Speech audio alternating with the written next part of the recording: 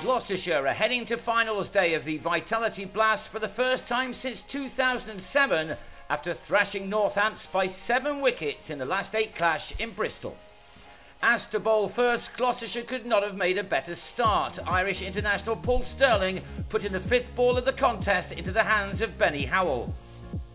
David Payne was then backed up by Graham Van Buren, who skidded one through to remove Richard Levy, both openers back in the hutch after 5 overs with only 25 runs on the board. The Steelbacks could only get to 29 for 2 from the 6 overs of power play, a perfect start for the home team, and it got even better when Howell removed Josh Cobb's middle stump. On a naturally sluggish pitch, this is cricket in October after all, timing was tough as Adam Rossington was next to find out, brilliantly held by a hurrying Ryan Higgins. Halfway through the innings, the Steelbacks were on 53 for 4, Howell superb with the ball, the wicket of Richard Keogh seeing the all-rounder end with figures of 3 for 16. The visitors were all at sea when, in the next over, Saif Zaib dragged on this ball from Van Buren, the Steelbacks on 80 for 6 with just 5 overs to go. Luke Proctor next drilled Higgins to Howell, the contest becoming very one-sided, 80 for 7 without a boundary off the bat since over number 4.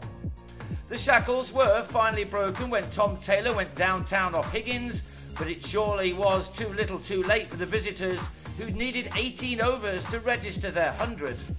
They were another man down when Payne returned to bowl Graham White, the total on 103 for 8, the home attack all using the conditions brilliantly throughout. The final over began with another agricultural shot, Nathan Buck the latest to hear the death rattle. Only one visiting player was able to cope, Taylor adding a second 6 in the last over to get to 27.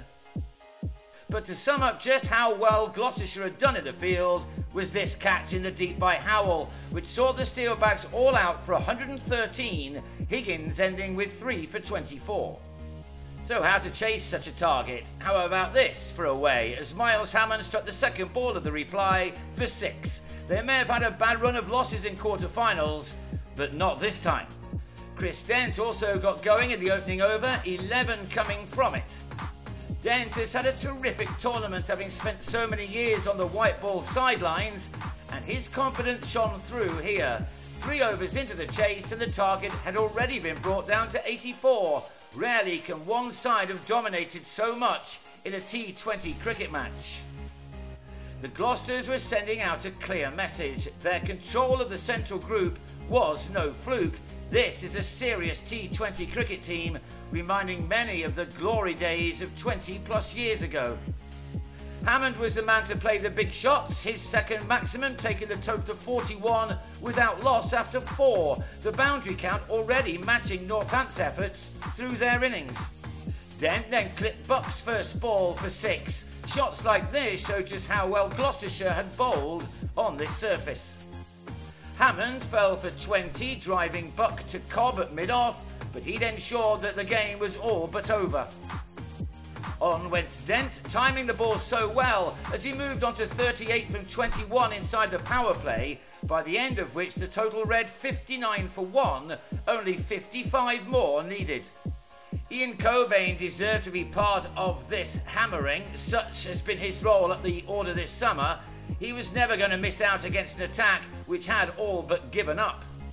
Alas, Dent was unable to secure a 5th 50 in this season's competition as he nicked off to White out for a 40 made from 25 balls, including 6 4s and a 6.